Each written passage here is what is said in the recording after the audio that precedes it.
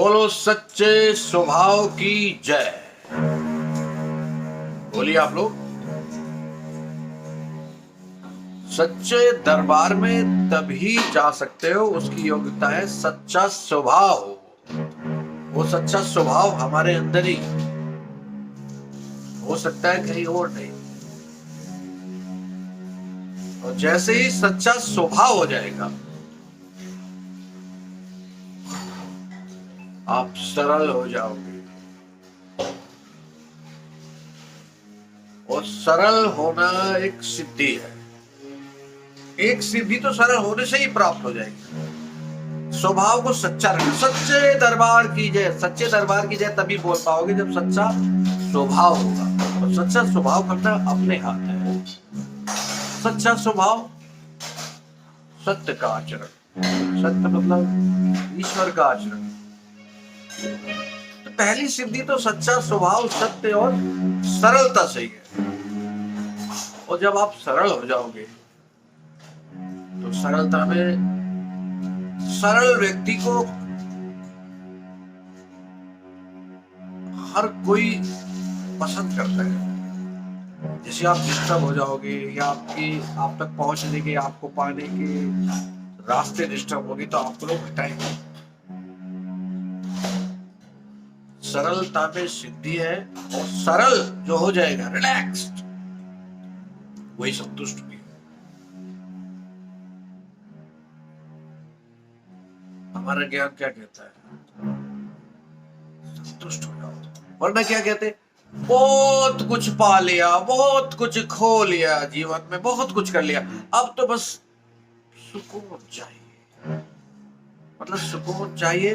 सुकून फिर ईश्वर की शरण में जा रहे हैं। जीवन भर सांसारिक होते रहे, धन दौलत शोहरत कमाते रहे, और अब कुछ नहीं रहा, चलो अब ईश्वर की शरण में चलो। ऐसे थोड़ी कुछ होता है।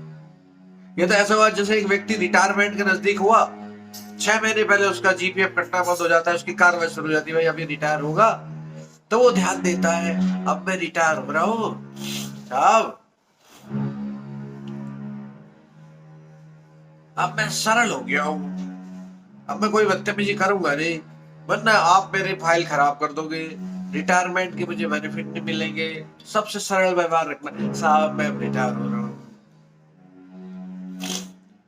व्यवहार पूरी जीवन भर का काउंट होता है। नौकरी में आपने कैसी नौकरी की, आपकी फाइल देखी जाती है। वैसे ही जिंदगी में आपने जीवन भर क्या किया, वो देखा जाता है। ये नहीं कि रिटायर होते हुए 6 महीने का आचरण अच्छा कर लिया और आप अच्छे हो गए, वो फाइल बनती है। रिटायरमेंट में भी जीवन भर की नौकरी की, ऐसी जीवन भर में होता है आपके पाप तो पुण्य की फाइल बनती है। और वो फाइल सुवर्ग यही है। सु मतलब अच्छा, अच्छा वर्ग, जिसमें आप इज्जत पाओ तो बहुत बड़ी बात है। तो मैंने आज कहना शुरू किया था, बोलो सच्चे दरबार की जय। सच्चे दरबार की जय वो बोल सकता है जो सच्चा स्वभाव रख सकता हो। और सच्चे स्वभाव के लिए हम खुद ही दरबार है। सच्चा स्वभाव सत्य के आचरण से हो सकता है। सत्य का आचरण मतलब श्री हरि ईश्वर का सानिध्य, ईश्वरीय होना। और जो सच्चा स्वभाव रखेगा वही सरल हो जाएगा। और जो सरल होगा, सरल होना एक सिद्धि होती है। ये ऐसी सिद्धि है जो अपने आप से प्राप्त की जा सकती है। सरल व्यक्ति जो होगा, जो रिलैक्स होगा, किसी पिक्चर में रोल करना हो, उसको कहा जाएगा बिल्कुल रिलैक्स हो जाओ, कोई भी आप पे आडंबर हटा दो। आपको डॉक्टर का रोल करना है तो डॉक्टर फील करो। कोई गायक होगा, कुछ भी होगा, होना पड़ेगा, सारी चीजों से अलग हटना पड़ेगा, तब आप उस किरदार को कर सकते हो। तो मानव जीवन भी प्रोटोकॉल में है। मानव जीवन चलाए तो सभी प्रोटोकॉल है, वो आदर्श है। उस आदर्श से थोड़ी भटकना है। कि मानव जीवन के प्रोटोकॉल में मानव रहते हुए, मानव होते हुए, अब श्री कल्कि जी की शक्तियां, प्रवचन, सत्संग लगातार चल रहे हैं। अब बहुत तेजी से आकलन हो रहा है, बहुत तेजी से समय दौड़ रहा है। वो तेजी से समय, जितना तेजी से हम लोग ये सत्संग कर रहे हैं, उतनी तेजी से वो आ रहे हैं हमारे समय।